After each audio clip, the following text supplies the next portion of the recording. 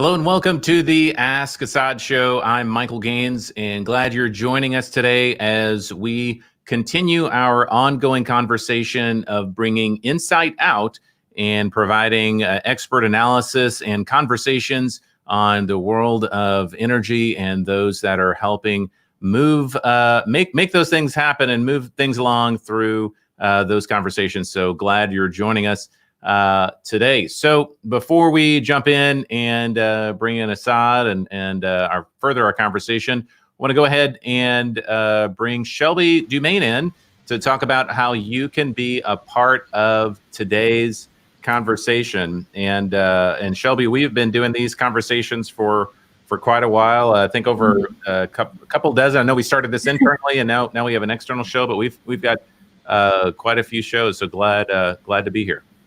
That's right. I'm glad to be here as well, Michael. For those wondering the total count, if you're including NOV Live and this show, the Ask Assaad show, this would be our 63rd episode. So I'm really excited that I know that number. I can't wait till we hit 100. I think I heard that maybe we'll do something special for the 100th episode.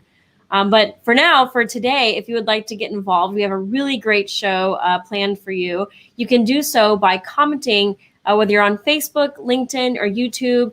If you go ahead and post a comment there below this video, we're in those comment sections throughout the entire show, reading those. So at any point, you don't have to wait till the end to type in your question. At any time in the show, if you think of something that you'd like to ask Assaad or our special guest today, go ahead and type it in, and we're going to compile all those questions into a live Q&A at the end of the episode. So I look forward to seeing all of our viewers there in the comment section. Then later on, say if you have a question or maybe even an idea for a future topic, you can let us know those a couple different ways. The first is emailing us.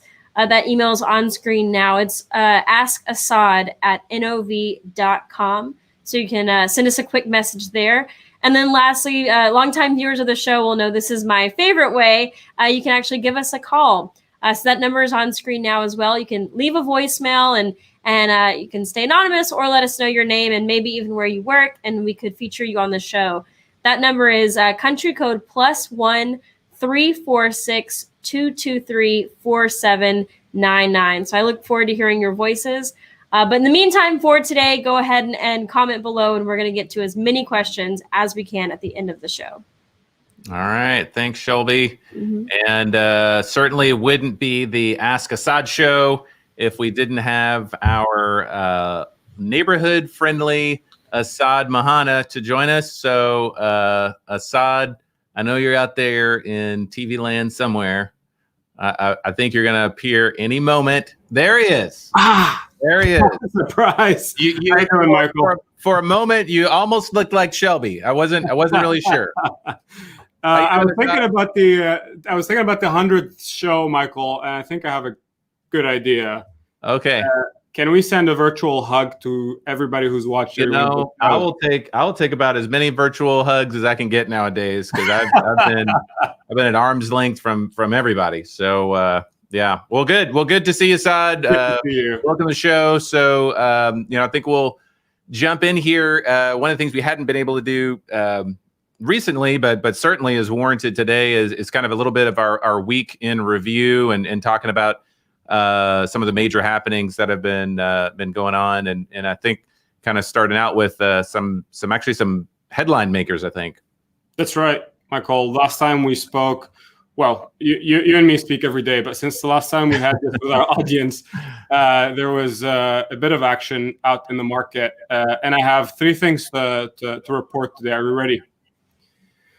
So first one is Occidental Petroleum announced that it's selling its Colombian assets to Carlyle Group for $825 million. And that comes as a move to divest some of the assets that the company has either acquired over the years or through the acquisition of Anadarko. And that comes after an announcement that they also divested some of their onshore shale assets earlier in August for a little over 1.3 billion. So accumulating as much cash to serve their debt and to sustain their other operations. The other or second piece of news, and I hear some background here noise. I'm going to try to shift my mic real quick.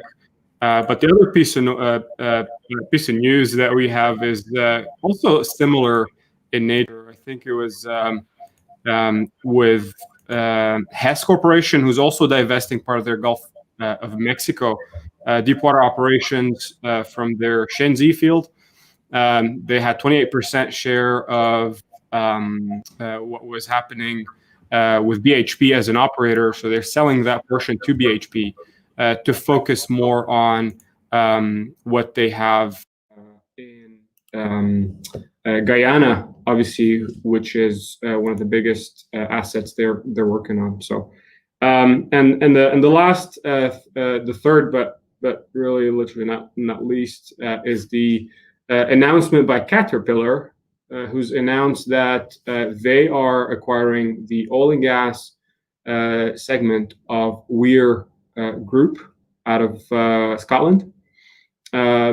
Weir is known for their full line of pumps, flow iron, consumable parts, and their leading role in U.S. shale industry through frac spread support with their fluid end technology. While Caterpillar has been known for their transmissions, products for their engines, so a nice complementary their acquisition to really become a best-in-class offering. The big issue with that particular market, Michael, has been that power end and fluid end had seen a lot of competition, and clearly recently a weak demand. So this sort of consolidation helps with pricing, helps with balancing supply and demand. We heard news. We talked about Liberty and Schlumberger a few weeks ago. That market is correcting, and news like that is very much welcome. Right. Yeah, definitely ongoing conversation, and really a theme, it seems, is certainly a bit of consolidation. So we'll continue to keep eyes on that, and certainly look appreciative and look forward to your insight on that, Assaad. So maybe kind of shifting gears a little bit, we're talking about insight and conversation, and that brings us to our today's conversation. So we have the opportunity to have a special guest that is someone that you've been able to collaborate with for quite a bit of time now, as I understand it, Assaad. So help us understand a little bit about that, and please feel free to welcome our guest today. Yeah, absolutely. So I've been involved with the International Association of Drilling Contractors for a couple of years now, through a couple of different projects, and that's because my colleagues, Robin McMillan, David Reed, a lot of others in the organization have been involved with the IADC, and were kind enough to pull me into that big trap, which I'm enjoying, by the way. But I thought it'd be a great idea to bring in the chair himself of the Advanced Rig Technology Committee, Robert VanKuilenburg. Great, Robert, welcome. Thank you very much for being here, and thank you for allowing me to talk a little bit. Yeah, I'm the chairman of the Art Committee, and little did we know that we were here in such turbulent times. I thought it was smooth sailing, but that lasted only a couple of months, and here we are. I would say last year was pretty bearish about the future of the oil and gas industry, and art and IADC and drilling contractors especially. But I must say I'm getting more bullish by the day. Oh, wow. And I think during the question and answers that we'll make clear why that is. Yeah, well, I need someone that has that perspective. most of the time I only have Assaad to give me those glimmers of hope on the horizon. So glad you're in good company. I appreciate it. I thought I had you, Michael. Yeah, good. Well, I know that you're eager to jump in, Assaad. So I'll go ahead and let you kick off our conversation here. Thanks. Yeah, I mean, I maybe Robert touched a little bit, but I'd really like. I know you're running mechanical engineering for Noble Drilling, but you're here with us today, representing the IADC Art Committee. Tell us a little bit more about that. Well, the Art Committee, of course, was started to look at any and anything that could be of benefit to the industry that was new, hence the advanced rig technology. And what we see, we did some great projects in the past. They were all more or less focused on iron and things like that. But what we've seen during the last year, the focus has been shifted considerably. We're now more or less fully engaged in automation, in data, and the ways to get data efficiently and reliably, and that we can trust the data. And we're also finding new ways to use technologies from other industries to enhance what we do with data. And one of the things we're doing now is revamping the bit dull grading procedure. Now we have, I believe, 3 or 4 indications. But there can be much more learned from a dulled bit. Believe it or not, that piece of junk that comes up the wellbore contains a lot of information, and there's a great project being started to leverage, for example, the facial recognition technologies that we have. But then we start to recognize a bit dulling application. Also, we revamped our daily drilling report in the automation world, bring it up to 2020 levels. And it's my big hope, and we're trying to assemble and corral the troops to look at other venues that we can use our unique experience in that, and that is we drill. And so geothermal, we had a great discussion and panel session a couple of weeks ago in our conference, and it appears that the geothermal world is a little bit behind in technology, and we can basically leverage our experience to find new revenue streams, because believe it or not, oil and gas will not be the dominant factor in the energy mix as far as the industry, the public is concerned. So it's good to broaden your view and see where you can basically add to your expertise to it. So that, in a nutshell, is what we're doing with art at the moment. That's great. It seems like it's filling a gap in the industry where the IADC plays a role, kind of improving systems, creating easier ways for the drilling contractors community and the industry as a whole to advance and become more efficient and safer and cheaper. Yes. And I prepared a little graph. It's about the decrease in headcount, and if the moderator, okay. Yes, okay, here we are. This is, of course, not a pretty picture.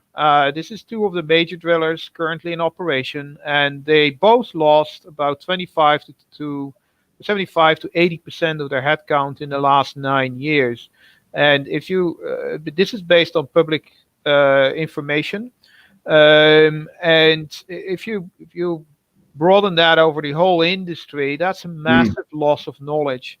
Yeah. And it's also a massive loss of resources we can put together to improve our processes, to work together. So working together is, and art plays a role in that, is extremely important to leverage whatever we have left and make the best use of it. This is a very sobering picture. It is good for the people that are still in the industry, of course, but we have to acknowledge the fact that we did lose a lot of knowledge, and we have to move forward. Yeah. On the automation aspect, Robert, I know we've been talking for years about industry-wide adoption of automation and technology, but it doesn't seem like it's been successful all across. We've made some great improvements in the mechanization and in pipe handling and things like taking people off risky areas, reducing repetitive manual tasks, and giving control to the machine. But it's not across the board, and adoption has been slow. From an art or advanced rig technology perspective, what are your thoughts on that? The level of adoption and integration of services on drilling rigs today. I think in that sense, the industry, we built what our clients needed or wanted to have. So the units that we have currently in operation is basically the culmination of what our clients wanted 5 to 10 years ago. And talking about a silver lining, the industry, of course, had to change, and I think that's the silver lining of what's happening today, is that we're forced to change, and there's no better way to change than somebody telling you to change. So the units that we're having right now were designed with those specifications, and if you can put that other graph I quickly made on there, the top one is the unit that clients wanted 5 years ago, and not so long ago, actually. And as a note there, the vessels are to scale. So that top vessel can everything. The vessel second from the top can do the same, but it doesn't have everything. It's a little bit more limited, a bit more specific. Now, if you roll down the designs, each and every design of that is making use of technologies, that more and more technologies. And I think that the way of automation, our vessels are not designed to do full integrated automation. And the way I'm saying that is that, yes, you can automate a vessel, but to reap the full benefits, you want to have that vessel that's at the bottom, because that's the cheapest, the smallest, the less headcount you have, and all that. Right. But we have to acknowledge the fact that vessels in operation right now, and they're pretty good at what they're doing, they're fulfilling a current need. But if you look in 5 years' time, what kind of vessels do we need as a follow-up on these ones? That's where automation comes really into play. And that's why I say, if we really want to change, and we will, then we can now, with all the initiatives, start designing the vessels that our clients want today and tomorrow, and they will not look the same as the vessels we built for them 5 to 10 years ago. So does automation work? Yes, there are some great examples of that, and of course, a shameless plug. I mean, I'm here at the NOV show, so NOV has a great product that does that, as well as others out in the market. But to be blunt, can we reap the full benefits out of it that those technologies can be capable of? The answer is no. If you look at the manning levels we have today with all the automation, they're practically the same as yesterday. Do we want to decrease that enormously? We must. I mean, people are expensive. The most expensive part of a person on board is that person. So there's a lot of great initiatives going on. I see also if ART and IADC is involved in a lot of these things, as well as NOV, as well as other drillers, as well as other service companies. And I see a movement coming up right now that makes that next step possible.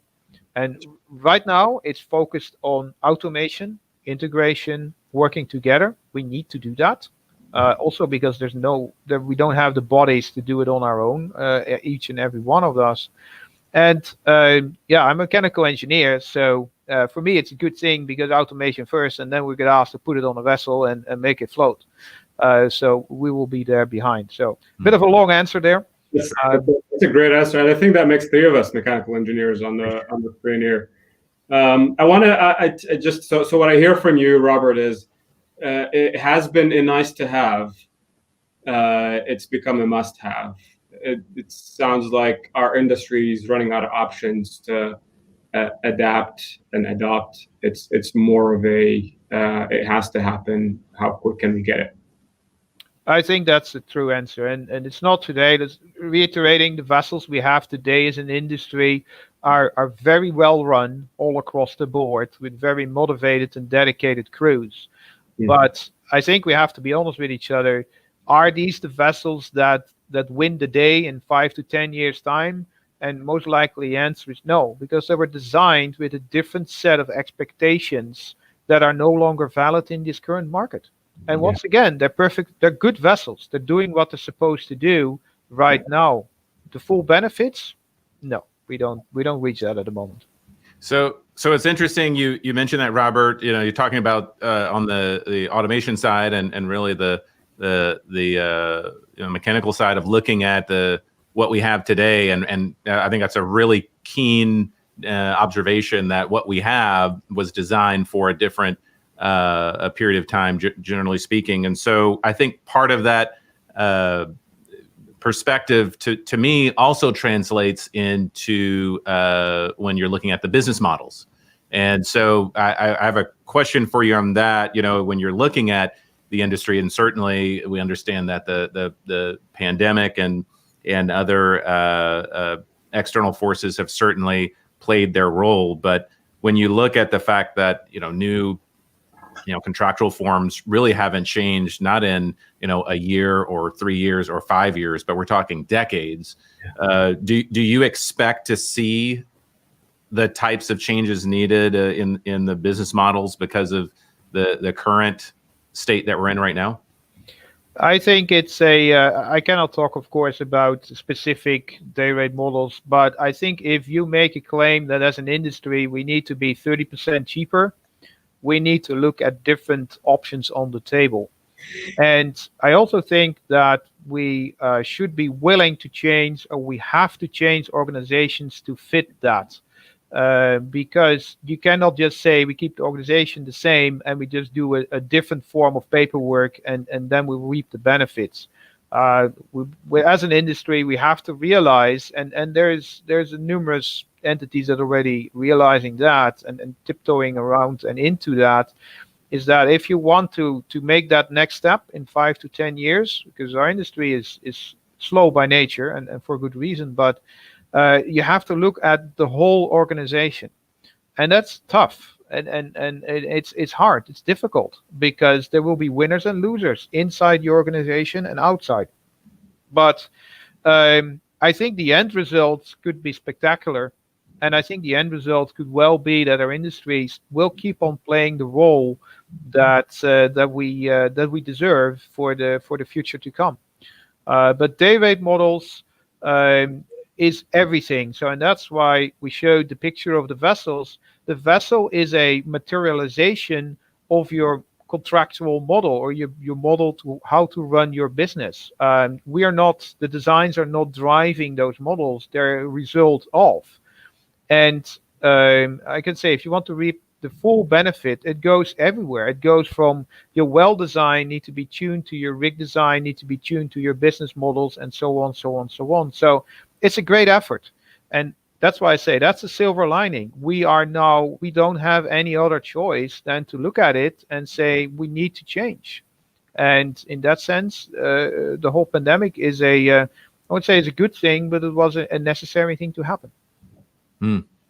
It's such a satisfying response to hear that, yes, this, everybody's restructuring. As you do that, restructure around the business model, because it's one of your few opportunities to do that. You're not going to get that opportunity again. Exactly. And I must say as well, if when I visit the other organizations, and I encourage everybody to go on the internet and look for those organizations that basically bring companies and people together, and there's numerous one of them. Just type in interoperability, automation, and all that. But what I'm seeing is, and that encouraged me quite a lot, is that even with people that are extremely busy with their current jobs and all the stress and all that, the ground level still finds each other and basically starts to working together to figure it out. And this is really interesting that it comes from the middle layers. This doesn't come from the top. The people that are in those organizations, they're the middle. They see the advantage and they really want to step forward to do that. And a shameless plug for Assaad, his rig sensor stewardship project is an exact example of that, and that's where the magic happened. And it was really interesting that an extremely dull and boring subject, how do you make a sensor and how do you trust the sensor, suddenly had 80 people on the call, and it was a very lively discussion, and it was one time but over the whole project, and that encouraged me a lot, that there's still that positive drive. Well, that's why, yeah, you and me both. That's why we decided to give him a show. It's that he's not that dull and boring. So maybe he can bring energy to all kinds of topics. So Yep. no, My job here is done. That's what I want. yeah, there you go. There you go. Hey, Robert. So let's maybe pivot over and talk about energy transition for a moment. So when we're looking at environmental measures, maybe even hybrid rigs. Are we heading in a direction where maybe all rigs have some sort of carbon reduction footprint technology associated with them? Does that become standard fare, or do you think that that's still more of a bolt-on or an additional consideration later on? Well, I think as an industry, if the three major oil majors all saying that we have to be carbon neutral in 2050, and the public expects us, it's part of our social license to operate. So what we see in the industry is, yes, I mean, I think most rigs will have some form or to reduce your environmental impact, and some rigs can do more than others. That's natural. It depends heavily on where you operate, what your opportunities are. But yeah, I see that as something that will be part of the standard kit of a rig. Whether it's procedural wise, whether it's you put a lot of equipment on board, that's for each and every rig and company individual to decide what the best match is. But in my private opinion, if you look at what the public expects from us, is those kinds of measures. So I'm very encouraged by the fact that as an industry you see it more and more happening, and that there are more and more technologies that we can actually use in a cost-effective way.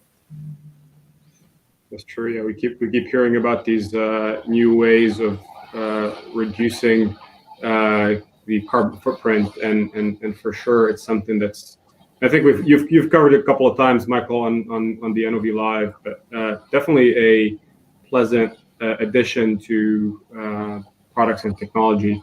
But Robert, I want to circle back to data.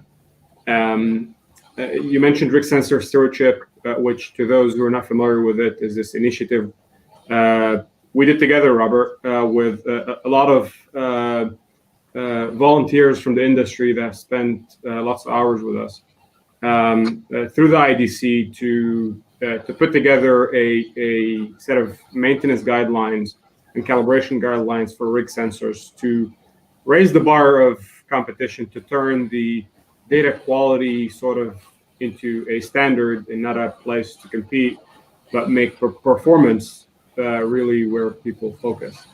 I wanna get your thoughts on, now that we've enabled, we've created this access to everybody to those standards and guidelines.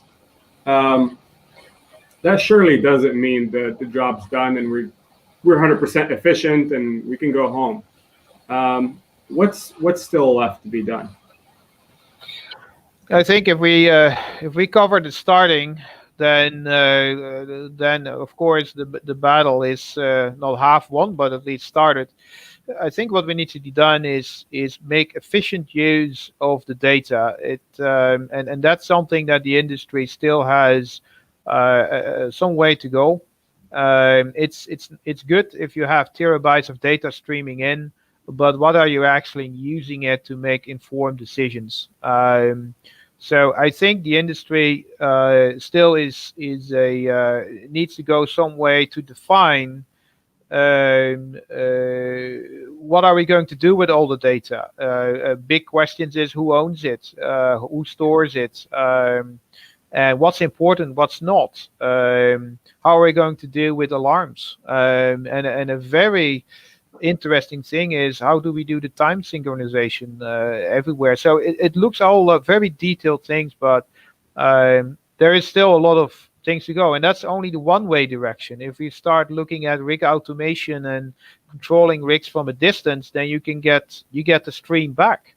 And how are we going to manage that and make sure that everybody's rights are conserved, but we still move ahead as an industry? So yeah, there's more than a lot of work to do in that aspect.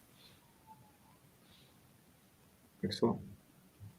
There's a lot of work for the industry to catch up on, and this, like we said earlier, I mean, going back to your first graph, Robert, I think there's a lot to be taken from there. And how do we instill change from within and take advantage of this downturn?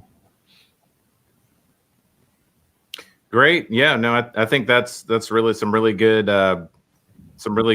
insight. Yeah, and especially on the rig sensor stewardship project, which even in the naming of that team, I think really helps drive the concept and idea there in terms of what not only it's about, but really how we're all really kind of in that journey together. So I really appreciate that. So I know that we actually had some additional thoughts and questions for Robert, Assaad, and I did before we go to some of those additional questions for those that are watching. If you have some questions or comments for Robert on the IADC Advanced Rig Technology Committee or any of the topics that we've been talking about, feel free to put your question in the comments section, whether you're watching us on Facebook, LinkedIn, or YouTube. And certainly glad to get those questions. I know we had a really great conversation today, and we're kind of running out of time today. But if you do have a question, if you want to try to put that in quickly, we'll try to get to that. But Assaad, I'll let you go ahead on one more question for Robert while some of the folks put in their questions now. Yeah, I do have kind of a follow up on that graph again. The drop in personnel. We've lost a lot of expertise. We've lost a lot of skill set in the industry. So what's the advice, and what's IADC doing to help mitigate that going forward? I think IADC is working actively with universities as well, at least to make sure that we had a steady increase in or a steady stream of new blood into the industry. Right. I think IADC is important for the outreach, the independent outreach as well. And the good thing is that our education in oil and gas is very well received. It's considered as a very solid, good education. The bad thing is that we have to fight with Tesla and other companies to keep our guys. So it's also so good to remember that we lost a lot of talent, but we also retained a lot of talent. Sure. So, and I think that you see that in all the initiatives that are popping up everywhere right now. That's excellent. Well, I think I'm going to use a baseball term, but it looks like you pitched a shutout here, Robert. I mean, you not only drove a great conversation, but answered all the questions that could have been asked. So. I think you're a victim of your own success, I might say. So really appreciate the perspective and insight that you shared, and certainly appreciative of you and Assaad and many others for your work with the IADC and specifically with the Advanced Rig Technology Committee. I know that that's an endeavor and an initiative that is laying the groundwork today for the future changes that we hope for and need in the future. So, Robert, thank you for being here today and sharing your perspective with us. Yeah, thank you for having me. And maybe a shout out for the IADC for the support and for what they're doing in these tough times. And if anybody wants to join in some volunteer groups, there's always availability for more. So Perfect. Appreciate your time. Good seeing you, Robert. Thank you. And thank you, Assaad, for the conversation today. I know that we're continuing to have conversations with guests, and that you're pretty active on LinkedIn. So if folks want to know what's coming up, they can reach out to you on LinkedIn. Is that right? Yeah, I mean, maybe just a quick recap of what we talked about today, and just going back to our earlier topics, Caterpillar and Weir, Hess and Oxy divesting, and the conversation we had with Robert. I mean, it feels like the industry as a whole is driving towards that sort of consolidation, that sort of effort to make data more accessible, to make technology and automation more of the norm than the exception. I'm really optimistic of where things are heading, and I think all these indications, while somewhat painful for a lot of or really good organizations, I think in terms of heading to recovery, they do the good for going back to balance. You mentioned next week's what to expect for next week. I think we have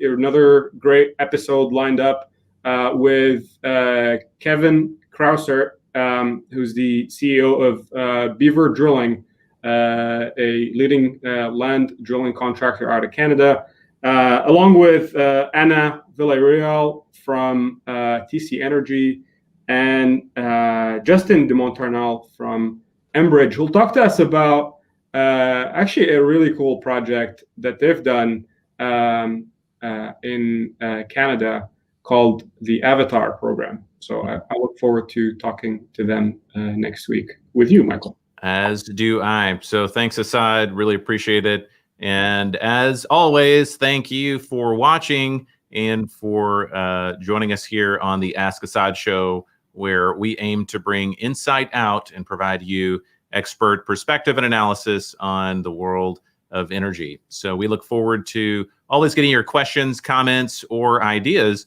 for future conversations. You can send those to asksassaad@nov.com, or you can give us a call and share your thoughts, and we'd be more than happy to have those. So for all of us here at NOV, thanks so much for watching and for listening, and we'll talk to you again next time.